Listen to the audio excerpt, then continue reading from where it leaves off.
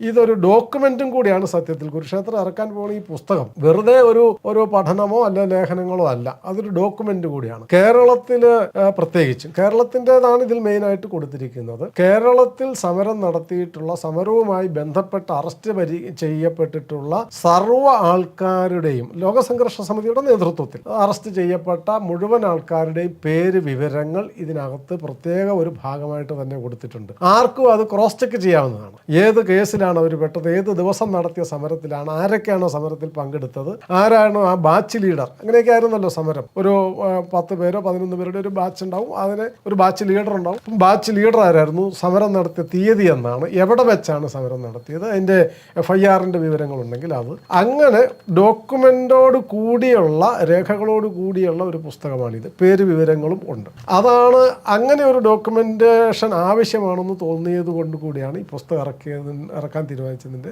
രണ്ടാമത്തെ കാര്യം.